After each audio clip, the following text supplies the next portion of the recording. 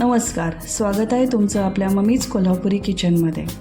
कारलं म्हणलं की सगळ्यांचंच तोंड वाकडं आणि कडू होतं आहे, पण आज आपण कारल्याचीच भाजी करायची आहे। ती अजिबात कडू होणार नाही अशी यासाठी मी काही टिप्स देणार आहे। तुम्ही व्हिडिओ अगदी शेवटपर्यंत नक्की बघा। ही भाजी एकदम चवीला चटपटीत लागणार आहे आणि कडू तर अजिबातच लागणार नाही। अगदी लहान मुलंसुद्धा आवडीनं खातील।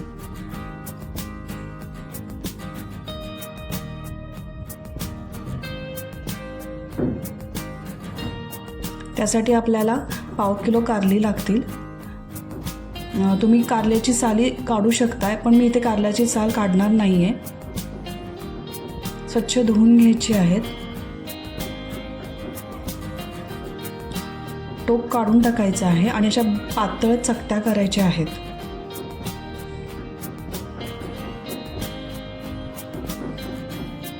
काही वेळा कारल्यामध्ये आत बी असतं, जे कडक झालेलं असतं, त्यावेळी तो बीचा भाग काढून घ्यायचा, कारलं अर्धं करायचं आणि अर्ध्या अर्ध्या पातळ अगदी स्लाइस करून घ्यायच्या। ह्या पद्धतीने कारली कापून झालेली आहेत। भरपूर प्रमाणात मीठ घ्यायचं आहे आणि मीठ सगळ्या कारल्यांना चोळून घ्यायचं आहे। हळद 1 टीस्पून घ्यायची आहे। प्रत्येकजण कारलं कडू होऊ नये म्हणून मीठ आणि हळद वापरते। मी ह्याच्यामध्ये लिंबू अर्धा पिळून लावलेला आहे, त्याच्यामुळं अजिबात कडूपणा राहणार नाही आहे। मीठ, हळद आणि लिंबू अगदी व्यवस्थित त्याला चोळून घ्यायचं आहे।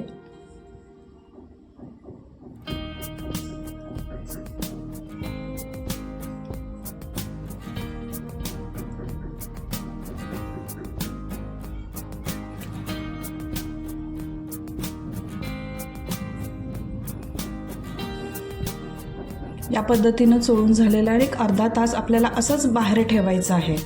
आता अर्धा तासानं आपण बघूया। पूर्ण पाणी सुटलेलं आहे आणि ते पाणी अगदी कर्कचून पिळून घ्यायचं आहे।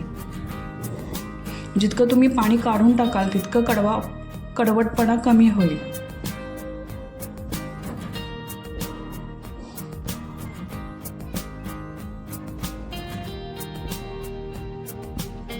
आता हे कारलं पाण्यामध्ये व्यवस्थित धुवून घ्यायचं आहे, म्हणजे एक्स्ट्राचं मीठ आणि हळद सगळं निघून जाईल आणि परत पिळून घ्यायचं आहे।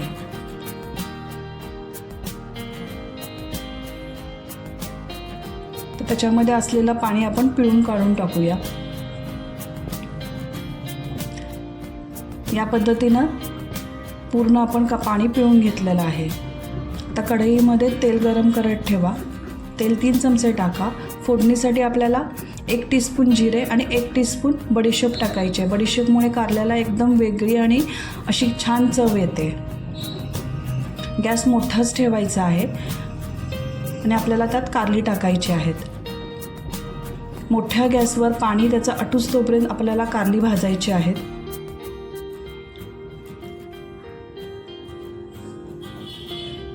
कारलं जरी कडू असलं तरी आपलं रक्त शुद्ध करायला एकदम गुणकारी आहे, त्यामुळे अशा पद्धतीने आठवड्यातून एकदा तरी आपण कारलं खाल्लं पाहिजे। आता कारलं व्यवस्थित पाणी आटलेलं आहे, भाजलं गेलेलं आहे। आता ह्याच्यामध्ये 2 कांदे मोठे कापायचे आहेत आणि ते टाकायचे आहेत। कांदा थोडासा भाजला की चवीला गोडसर लागतो, त्यामुळे कडवटपणा कारल्याचा थोडा कमी होऊ शकतो। मोठ्या गॅसवरच आपल्याला हे भाजायचं आहे।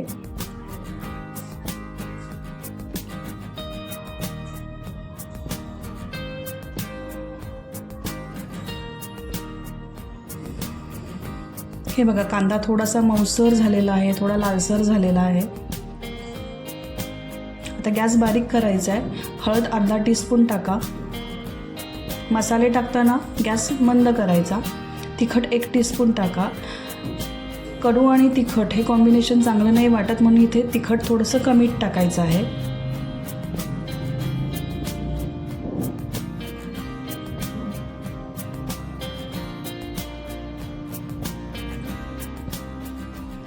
मसाले अगदी व्यवस्थित परतून घ्यायचे आहेत।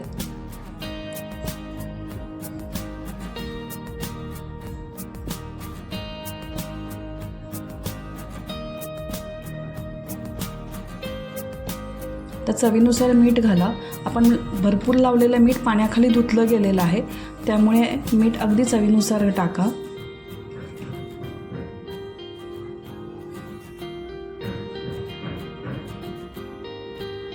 जिरेपूड अर्धा टीस्पून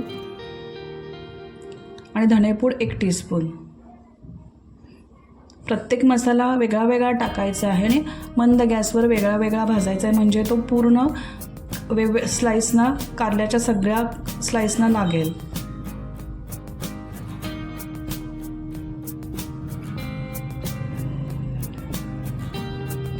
आमचूर पावडर पाव टीस्पून टाकायचा आहे. कडूपणा मारण्यासाठी आंबटपणा पाहिजे म्हणून मी इथे आमचूर पावडर पाव टीस्पून टाकलेला आहे. आता ओलं खोबरं पाववाटी टाकायचं आहे. इथे शेंगदाण्याचा कूट नाही वापरायचा. ओलं खोबरं पण थोडंसं गोडसर असतं, त्याच्यामुळे कडूपणा आपल्याला कमी लागेल.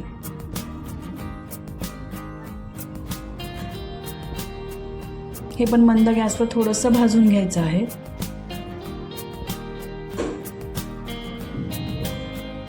तर साखर चवीनुसार टाकायची आहे. आता 5 मिनिटं आपल्याला हे मंद गॅसवर ठेवायचं आहे. तर 5 मिनिटानंतर आपण बघूया. मस्त अशी भाजी लालसर अशी भाजली गेलेली आहे. वरून भरपूर कोथिंबीर टाकायची. कोथिंबीरमुळं छान त्या कारल्याला चव येते.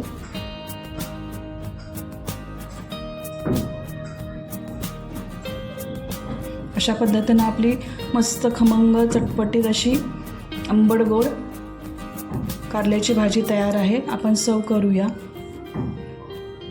गरम गरम चपाती किंवा भाकरीबरोबर ही भाजी एकदम छान लागते. लहान मुलांच्या डब्यात जर तुम्ही ही भाजी दिली तर त्यांना कळणार पण नाही की ही कारल्याची भाजी आहे.